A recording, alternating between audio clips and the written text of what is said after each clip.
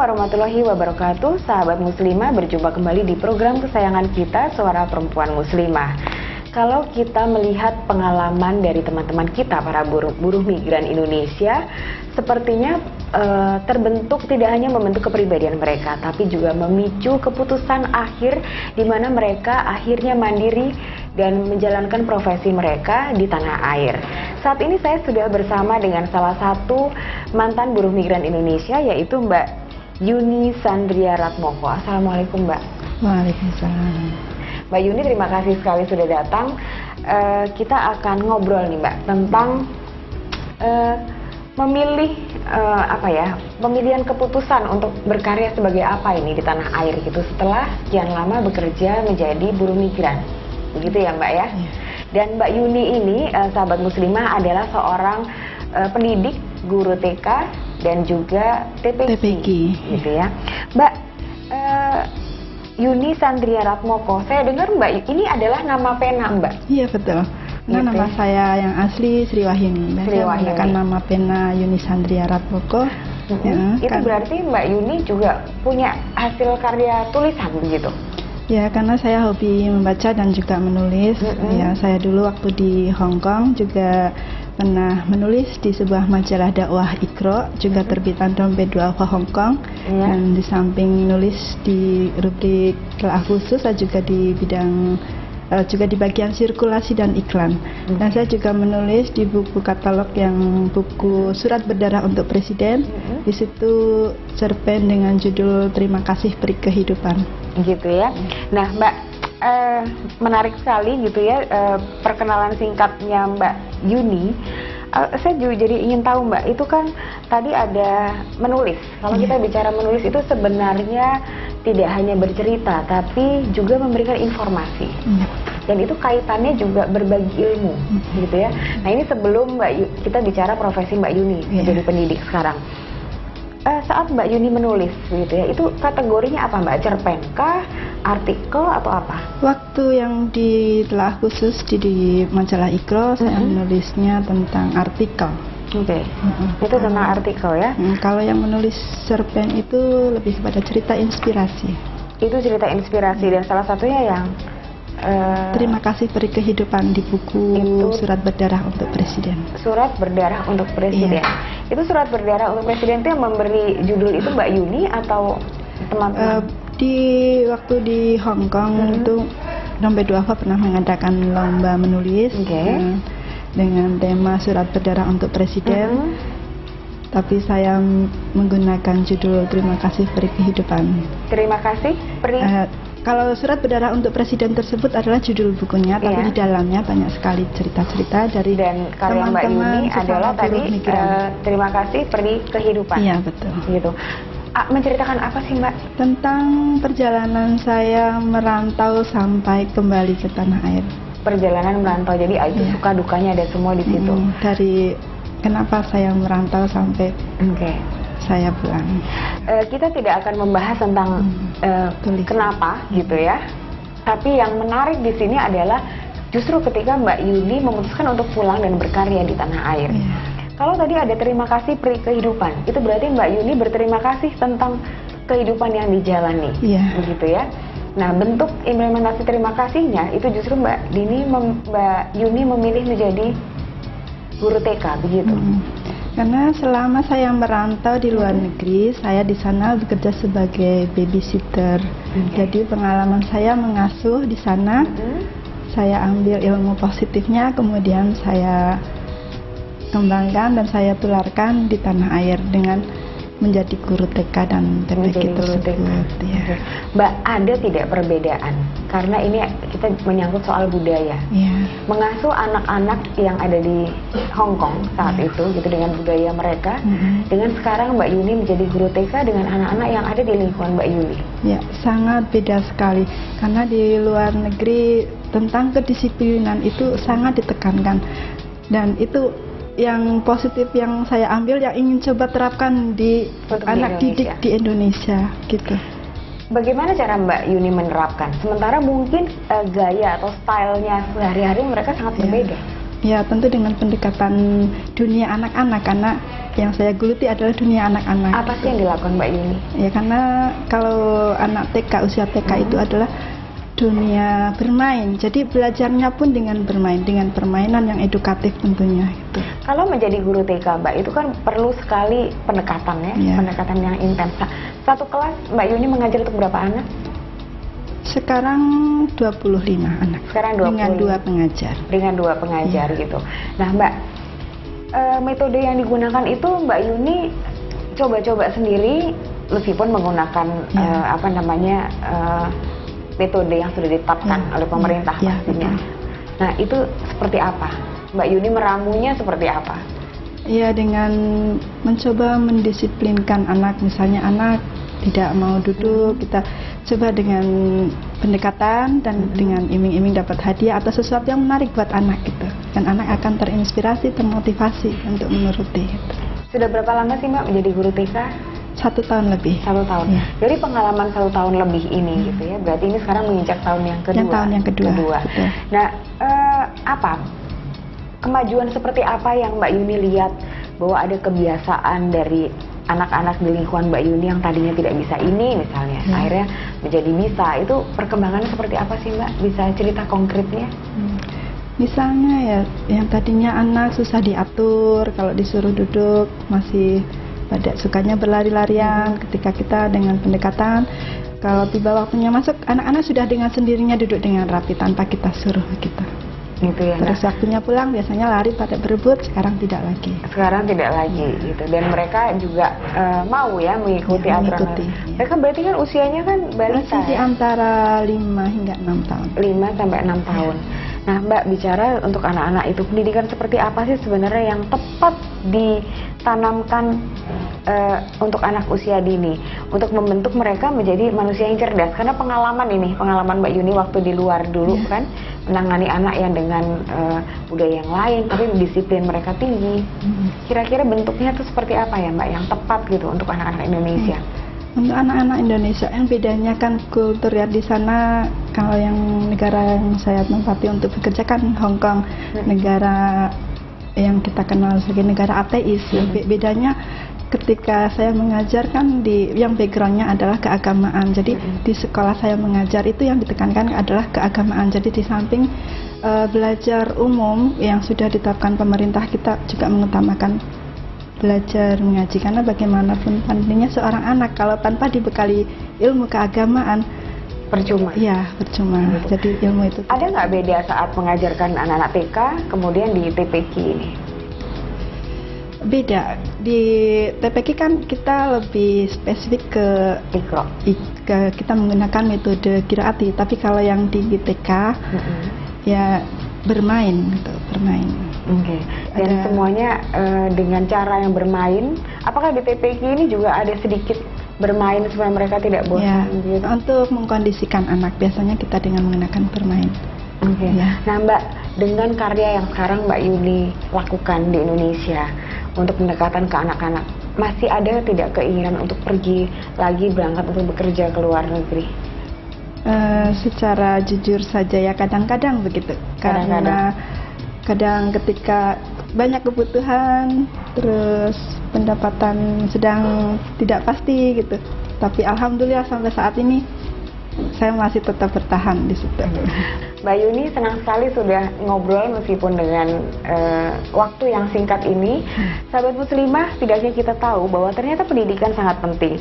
Dan pendidikan itu juga lah yang membekali Mbak Yuni untuk bisa pergi bekerja di Hong Kong. Dan di Hong Kong itu juga pengalaman mengasuh anak-anak yang berbeda budaya dengan Indonesia akhirnya diterapkan di Indonesia untuk menjadikan anak-anak Indonesia menjadi lebih cerdas. Saat lagi kita berjumpa dengan narasumber yang tidak kalah menarik dengan Mbak Yuni di segmen berikutnya, tetap di program Suara Perempuan Muslimah.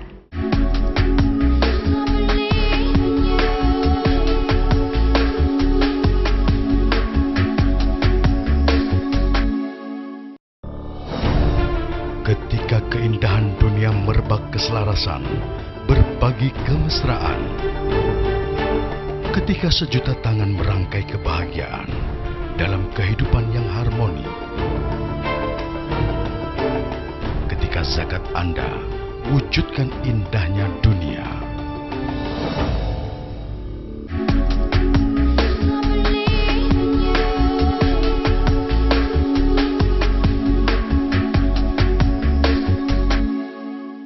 Sahabat muslimah, mengikuti perkembangan teknologi kini bukan hanya hak mereka yang tinggal di kota besar, tetapi juga teknologi menjadi salah satu sarana utama informasi untuk setiap orang dan pastinya untuk saudara-saudara kita juga yang ada di daerah.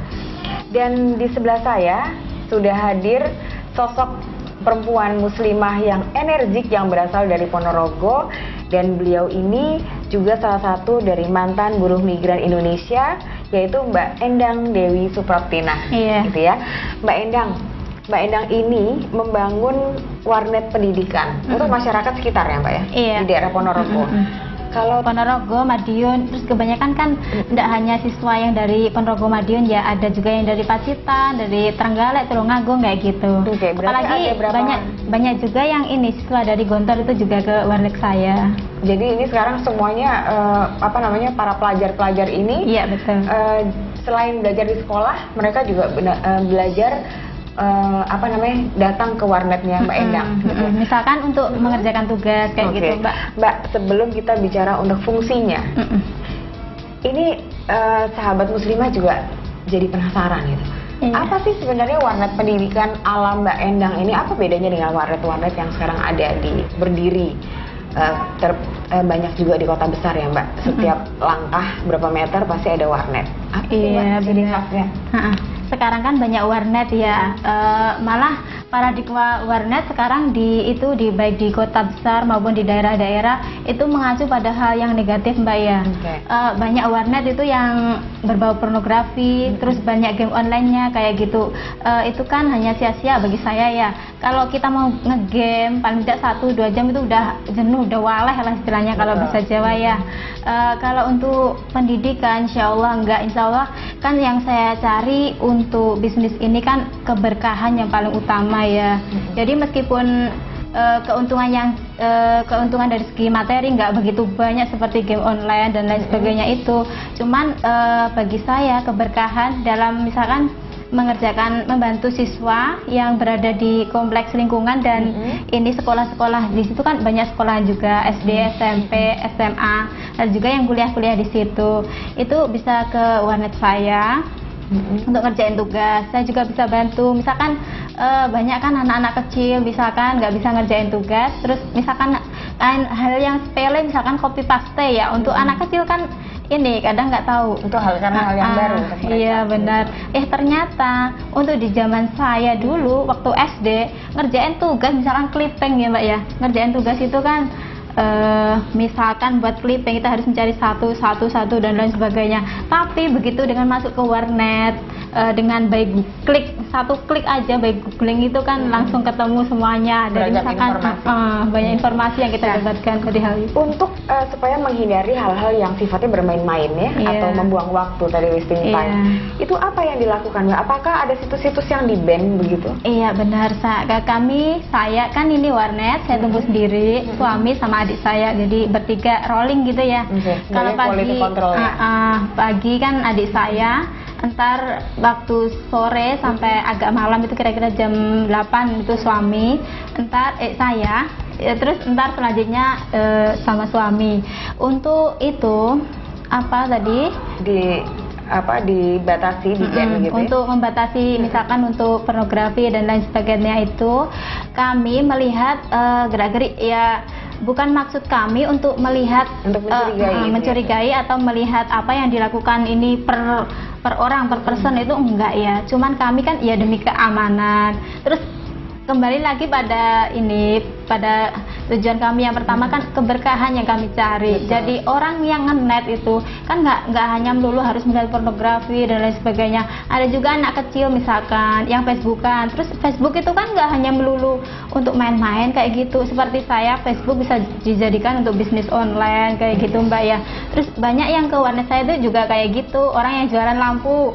Yang dulunya masyarakat sekitar itu nggak tahu, saya kasih tahu juga, Pak ini lampunya kan lampunya kan banyak ya di toko, salah satu toko di depan saya gitu. Nah, ntar saya promosiin aja Pak lewat forum-forum Facebook, Twitter kayak Jadi gitu. berarti Mbak Endang juga memberikan bimbingan tidak hanya bagaimana sih sebenarnya bijaksananya untuk menggunakan memanfaatkan warnet ini, tapi juga siapa tahu ada yang bisa berbisnis di sini gitu ya, untuk mendapatkan hasil perolehan yang jauh lebih baik.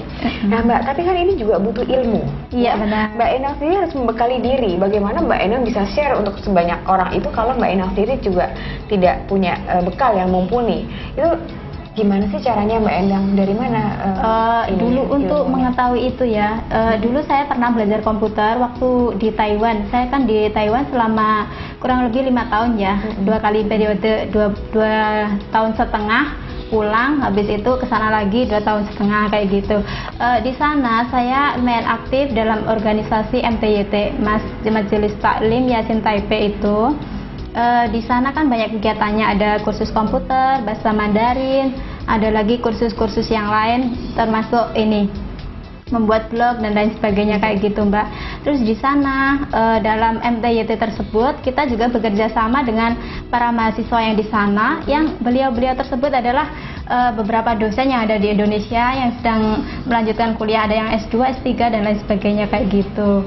Terus di sana karena saya kan masuk dalam MTYT itu bekerja sama dengan Formit, Forum Mahasiswa Muslim Indonesia di Taiwan, yang organisasi tersebut itu anggotanya mahasiswa ya, mahasiswa Indonesia yang ada di sana.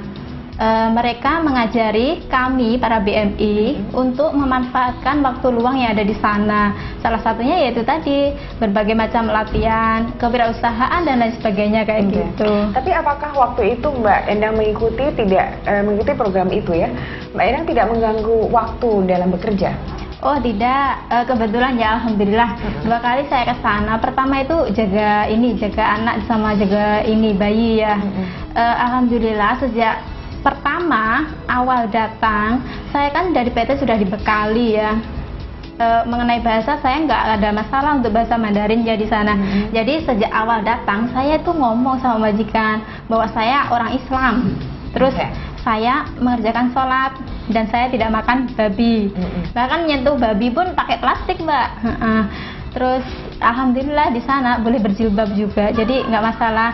Terus untuk yang kedua, alhamdulillah sekali saya tinggalnya sama majikan itu dekat dengan 2 masjid yang terbesar di sana kan. Masjid Taipei itu kan ada yang besar ada yang kecil, saya di tengah-tengahnya pas. Jadi ya alhamdulillah sekali. Merasa punya sarana yang iya benar. Apa namanya, pas pokoknya menunjang sekali. Pertama itu tempat tinggal saya dekat dengan masjid. Di sana banyak komunitas anak Indonesia, ada mahasiswa segala macam, pokoknya campur kompleks gitu ya. Terus ini Mbak, apa itu, majikan saya dulu kan pernah ke Arab Saudi.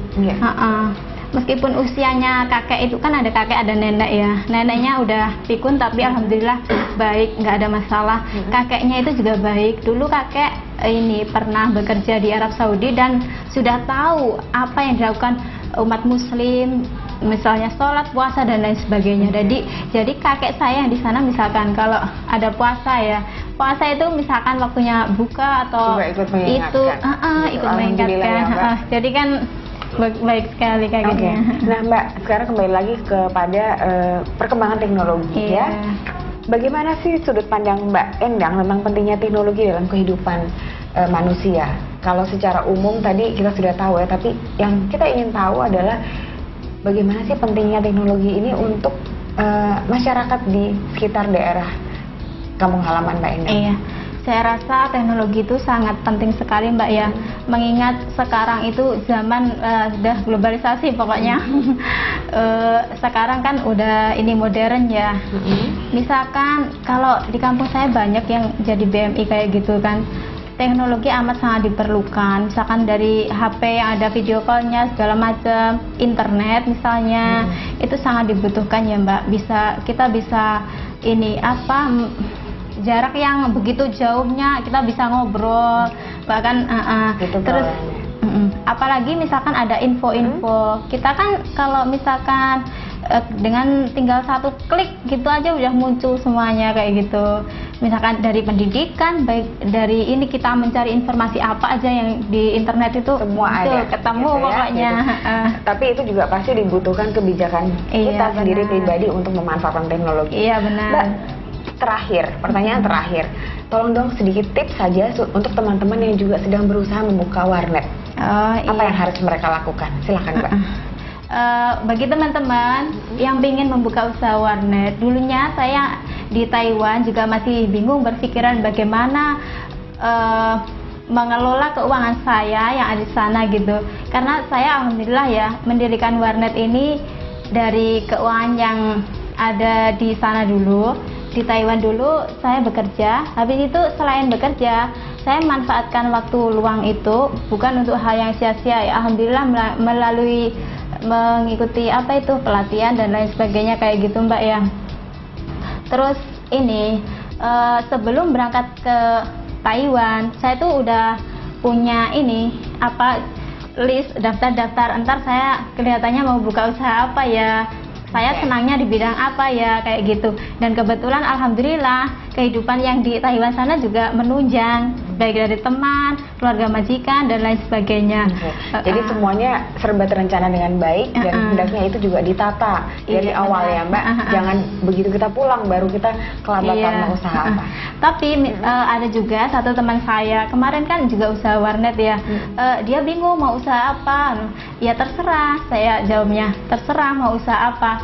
Saya sarankan aja kalau mau usaha iya dicoba dulu aja, nggak perlu mikir panjang-panjang. Kalau kita mikir panjang-panjang kelamaan mikir malah nggak jadi ini, nggak jadi bergerak, nggak jadi. Mbak Endang, terima kasih banyak di obrolan kita yang singkat ini. Setidaknya kita tahu bahwa perkembangan teknologi itu sudah menjadi hak semua orang, iya, gitu ya. Dan kalau kita bicara tentang pendidikan, tentunya tidak hanya yang membekali otak pikiran kita saja, tapi juga akhlak. Suatu lagi kita akan berjumpa dengan satu narasumber saya di program Suara Perempuan Muslimah.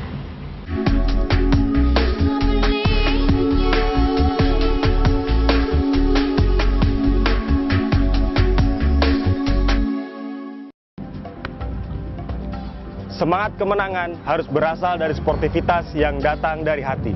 Saya Bawang Pamungkas, saya zakat di Dompet Duafa. Keluarga adalah sumber inspirasi saya. Kehangatannya datang dari hati. Saya Inneke Kusharawati, saya zakat Dompet Duafa. Berbagi memudahkan rezeki, karena datang dari hati. Saya Ipo Santosa, zakat di Dompet Duafa. Dompet Duafa.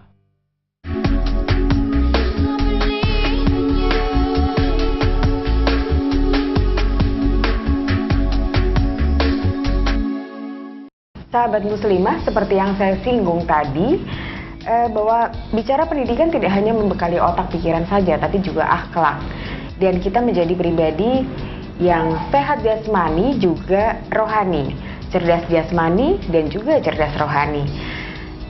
Di samping saya sekarang juga sudah duduk dan sudah hadir di sini Mbak Artem Aziza. Mbak Artem Aziza ini adalah seorang pendidik tapi di bidang agama. Ya Mbak ya, gitu. Mbak Artem itu dulu ex buruh migran. Iya betul. Ya. Dan negara yang dipilih Mbak Artem adalah negara Hong Kong. Ya. Mbak, benar nggak sih yang tadi saya bilang bahwa kalau kita bicara pendidikan itu tidak hanya membekali otak pikiran kita saja, tapi juga spiritual ya, akhlak juga perlu. Pandangan Mbak Artem tentang hal itu bagaimana? Ya, kalau dari sisi pemikiran saya sendiri ya, guru itu nggak harus sosok yang punya titel sarjana mungkin ya, karena dari pemikiran saya sendiri bahwa guru itu adalah kewajiban setiap orang punya hak untuk menjadi guru.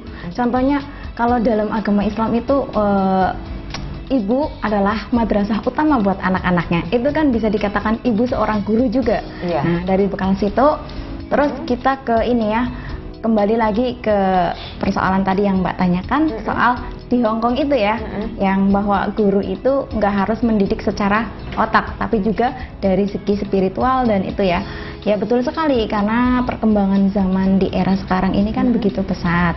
Terus kepesatannya itu harus kita imbangi juga dengan akhlak-akhlak yang baik, berbudi. Seperti kita mengantisipasi supaya tidak kebablasan? Iya, betul sekali. Jadi di sini awalnya memang saya berada di Hong Kong itu selain bekerja, aktif juga di kevolunteeran, terus aktif juga di organisasi. Di situ juga saya ngajar ngaji di sana, membina teman-teman yang mohon maaf sebelumnya di sana itu pada lesbian, seperti itu. Jadi teman-teman saya nggak cuman komunitas yang berjilbab, tapi juga yang tomboy-tomboy seperti itu. Saya rangkul mereka, mungkin dari pakaian mungkin mereka seperti itu, tapi saya tidak ingin pribadi mereka juga sama dengan penampilan mereka seperti itu. Nah Mbak, ini menarik sekali karena ternyata yang Mbak Artem dekati itu bukan mereka yang sudah jadi, ya, justru mereka yang kesannya masih sangat jauh gitu.